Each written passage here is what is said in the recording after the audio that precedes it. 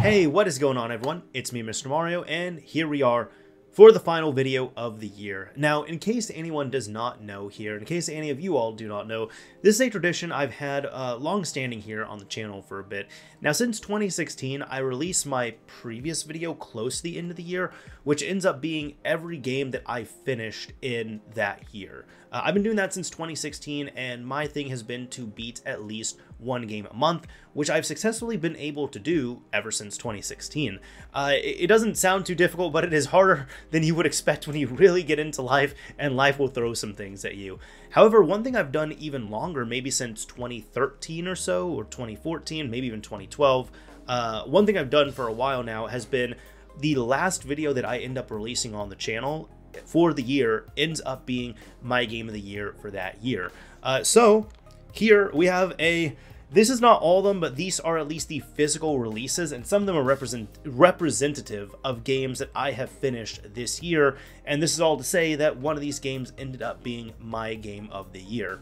So if you didn't see the previous video, that's totally fine. This one's going to be pretty quick here, and I do want to preface this with a few things. First of all, one of them being that before we jump into this here, if you saw the previous video, kind of recap it there were a lot of new releases this year that I either did not finish or I did not touch, just because I was kind of wanting to play what I had, and then my tastes for games this year was kind of just oddly specific at times. The example I give people is the new Tears of the Kingdom Zelda game, for example. Not a bad game by any means, not a bad game at all, but it was something I knew I wasn't really in the mood to play, and I did play it for 30 minutes.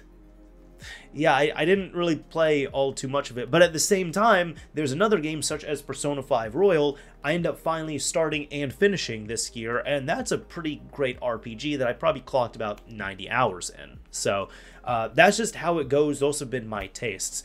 That's also to say as well, too, that if you paid attention to the games that I had finished already, because really my qualifications for a game of the year are that it has to be a game that I finished this year, and it also has to be a game that released this year. And if you pay attention to the list, there was only 2 games that I finished this year that end up releasing this year. So it wasn't too hard to make a choice here. But I will say, the game choice that I picked for my game of the year, it was not anything that was like, oh, okay, I guess I kind of have to pick this one. It was like, no. When I played it, I'm like, this game is phenomenal. This game is excellent. This somehow checks all the boxes to me, to the point where I had no complaints about the game. So this is probably going to be a bit of a shorter video because I really didn't have anything bad to say about this. So what I'm saying here is that my game for game of the year, which funny enough I don't even have a physical copy of, so you know we can look at all of these here, but I don't have a physical of it, but my game for game of the year ended up being Dead Space. The Dead Space remake, but it is just called Dead Space, which is, we could just call it remake, okay? Dead Space remake. That ended up being my game of the year for 2023. Now, this was interesting because it came out right at the beginning of 2023. It came out January 2023. And as I had said in my previous video, I ended up not purchasing this game. I actually borrowed it because I love the Dead Space games. But the thing I noticed with the Dead Space games, for me at least, is that they are one-and-done games for me. I will go through the games, I will love them, and even though I haven't finished Dead Space 3, I still need to do that eventually. Dead Space 1, I had it on 360, I finished it, I loved it, I never ever went back to it. Dead Space 2, I played through it on PC, loved it, still remember it incredibly well. I never ever went back to it, never had a need to. Dead Space 3, I played through like 2/3 of it, I lost my save. I need to eventually just start playing it again. But either way, I said, you know what, I'm just going to borrow Dead Space because I really don't feel like spending $70 on a game that I'm going to probably enjoy, but play through exactly one time and never play through it again. Because based on my experience from the original Dead Space, I played through it one time in 2008, and I never touched it again until I ended up selling the game eventually. However, that is to say, part of the reason why I don't play through them again is because they are such stellar and phenomenal experiences that I remember incredibly well. I had played through it on PS5, that was the platform I was using, and I loved it. I was in awe of it. I thought that was a perfect example of a remake done right.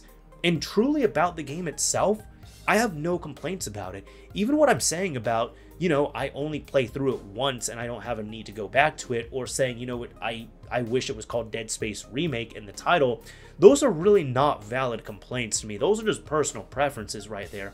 But when it came to the game itself, to me, at least me personally, it's one of those games that it was damn near perfect. And by that I mean I can't think of any complaints I had about this game. I enjoyed it thoroughly through and through. I enjoyed the entire experience I was having with it. I absolutely loved this game, and I have nothing bad to say about it. And if you are interested in these spooky, these scary games, something like this, if you've never played the original Dead Space, or even if you have played the original Dead Space and you haven't played the remake, give the remake a shot. Seriously, give the remake a shot. It is phenomenal. And it is an example, to me it is a shining example of a remake done properly and correctly. There's not even, you know, there's no shoehorned in multiplayer.